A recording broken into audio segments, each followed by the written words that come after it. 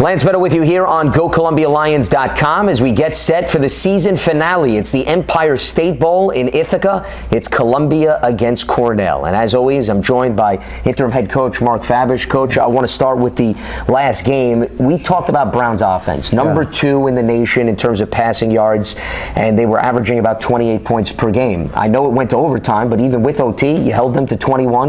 You held them to about 260 passing yards, both below their season average.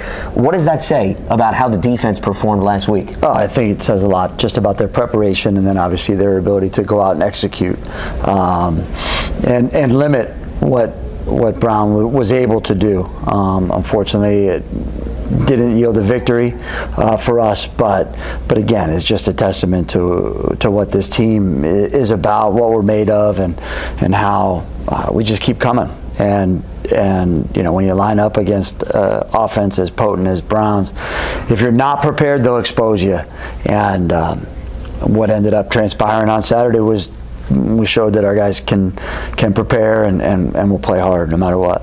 Well, I know the result wasn't what you wanted, but at least what jumped out to me is Brown did not have a lot of explosive plays through the air, which is a big part of their identity. And when you look at what it took for them to score, a 14-play, 91-yard drive, so you forced them to methodically move up and down the field, and then the other touchdown was a product of a pass interference call. So how much was that an emphasis, looking back, going into the game, that, hey, if we can make them go 100 plays to score, that we could at least have a fighting chance here? Yeah, I think the biggest thing going into it when we talked about as a staff was just getting off the field on third down. You know, make the quarterback uncomfortable, and we did those things. Not perfectly, but well enough to hold them to 14 in regulation. Had a huge blocked field goal to keep points off the board at the end of the half, and when guys' numbers were called, they showed up. They made plays on the perimeter. We were able to generate a little bit of a pass rush.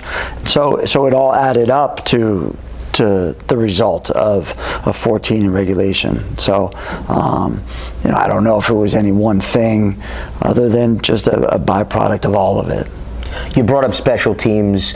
Unfortunately, we've talked about block punts on your end that have resulted with opponent scores, but right at the end of the half, for Carter McFadden to get pressure off the edge, Aaron Brebner up the gut, what can that do for the special teams unit? Oh, it's huge. And that Coach Rice, who is in charge of all special teams, but Coach West specifically, who is in charge of the field goal block unit, just talks about that as being a defensive play, just like 1st and 10 would be, or 3rd and 6. Anytime someone lines up for a field goal attempt, that's a defensive play. And in order for us to prevent them from coming away with points, we have to execute. Everyone has to fit their gaps the right way, and the effort has to be there.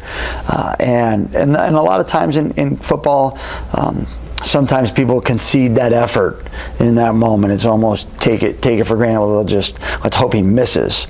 Well, in that moment, Aaron Brebner gave the effort, hit the gap, did everything as he'd been asked to do, in conjunction with the other 10 guys working together to give him that gap, where all he had to do was what he was asked, and again, we kept points off the board, which you know, when you score in the 4th quarter to tie the game, you don't necessarily take into account, well, how did we keep those other 3 off? And that's what allowed us to get to overtime. Well, it adds up in the end, to your point, and that's why it was critical, even though it happened earlier in the contest. On the offensive side of the ball, J.J. Jenkins gets another 2 touchdowns. He's having a career year. What do you attribute, Mark, to why, in a season where unfortunately you've had some injuries at wide receiver, you lose Bryson Canty, but Jenkins really has taken full advantage of his opportunities? Sure. I think just maturity, preparation, and just he's been pretty opportunistic over the last couple weeks, and has delivered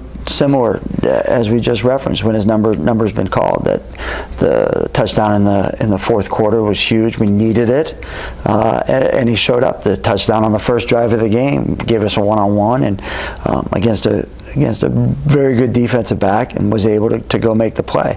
And so you know, whatever he has in the last 4 games, I think he's north of 300 yards in the last 4 games and 3-4 touchdowns. It's just has been nice. And now when you're game planning, you're like, okay, well, how can we make sure that J-Dell is at that spot where the ball potentially could go, because he's shown the ability to make those plays. Had a huge one a year ago against Cornell to really, in the fourth quarter, I believe, early in the fourth quarter, to kind of seal the victory. And so he's been in these spots. He's played a lot of football for us over the last 2 years, and neat to see his career ending with an exclamation point.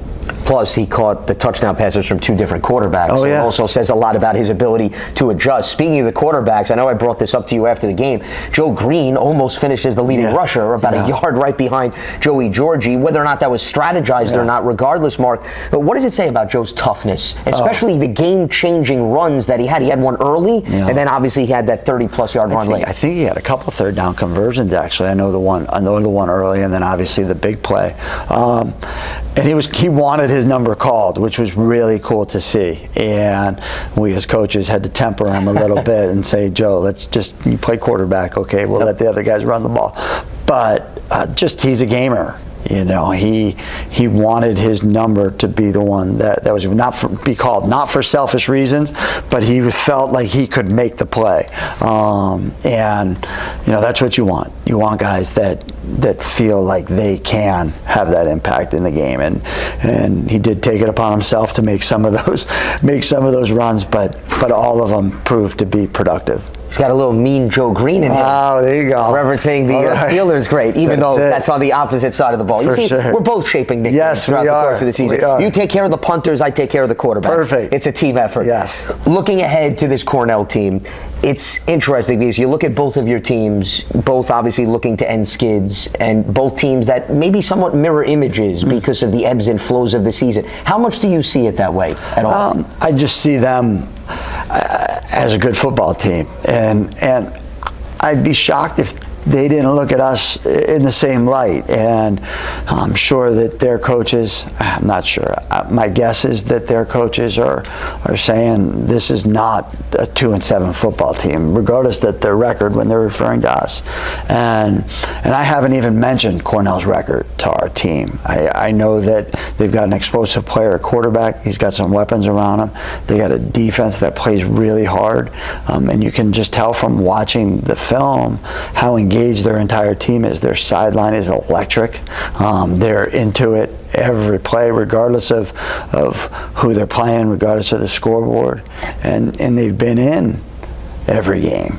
They've been in the game against Princeton. They performed very well against Brown.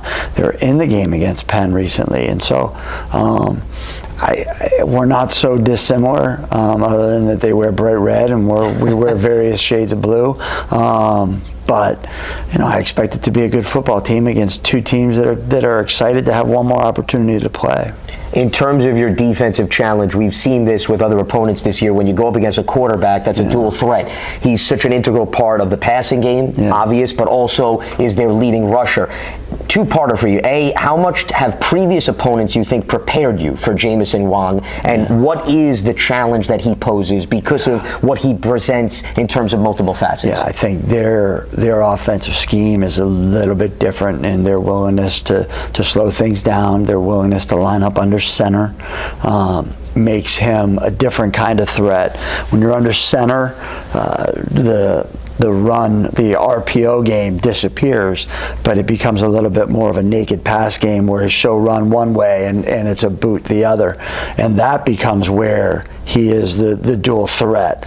And if you overcommit to the run away, then obviously you're going to be susceptible to the pass. If you cover the pass, then it opens up an opportunity for him to be a weapon on the ground with his feet.